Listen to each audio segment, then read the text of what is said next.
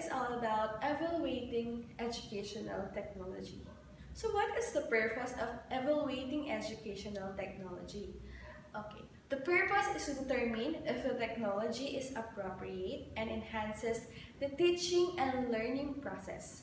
To be considered appropriate, it must be suitable for the educational situations, must be motivational, and must promote learning at the correct levels of student ability and academic achievement. It must also address curriculum, standards, and related learning objectives. So now we're at the evaluation cycle. There are three instructions. The first one is the before instruction, during instruction, and the last is after instruction. So now we are at the before instruction. So before using any educational technology, tool, and software, and teacher should be matched the needs of the curriculum. It is appropriate for the age of the students, and it is appropriate for the teaching, learning, and situation. The second one is the during instruction. The teacher should continue to observe and assess the effectiveness of educational technology being implemented in classroom use. The teacher may take note of the benefits and problems encountered during implementation. And the third one is the after instruction, and the last one is the stage where teachers finally decide whether the educational technology used in instruction is of help in the teaching and learning process. We are done with the evaluating its effectiveness in classroom use. So now we are on the evaluating its effectiveness. So there are 4 assessments that help us to evaluate the effectiveness of educational technology. So first one is the traditional assessment. Traditional assessment, it is multiple choice, the essay, short answer, true or false, fill in the blank, and matching type.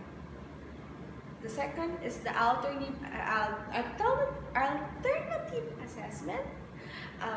Use non-traditional methods to assess mastery of the content of the standards. Given is the authentic assessment, project-based assessment, and portfolio assessments are under alternative assessment. First is the authentic assessments. This is the formal or informal type of assessment.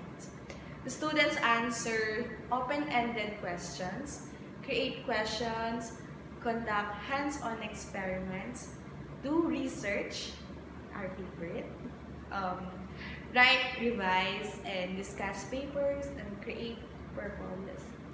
What's the project-based assessment? It focuses on assessing student projects that are based on the real-world situation. Then just like portfolio assessment is also known as embedded assessment. Evaluate students' project or assignments over a period of time. That is the evaluating its effectiveness. And now we are on the last of evaluating the educational technology. So there are tools that help us to evaluate the effectiveness of educational technology. So the first one is the checklist. Checklist is a predetermined list of performance criteria. So what is the use of the checklist?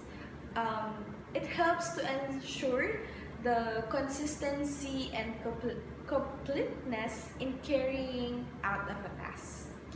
So the second one that helps us to evaluate the educational technology is the rating scale. Rating scale is a checklist that uses a numerical value or rating for each criteria. So what is the use of rating scale? So rating scale is the use of assessing the performance of a task, skill levels, procedures, processes, qualities, quantities, or end products such as reports, drawings, and computer programs. So, we're on the most appropriate tool to use when evaluating software applications. So, we are on the last. It is Rubik's. So I told you it is the most appropriate tool used when evaluating software application. And it is described specific and measurable criteria for several levels. For listening, that ends my report about evaluating educational technology. I hope you learned something. Back to you, Ruel and Israel.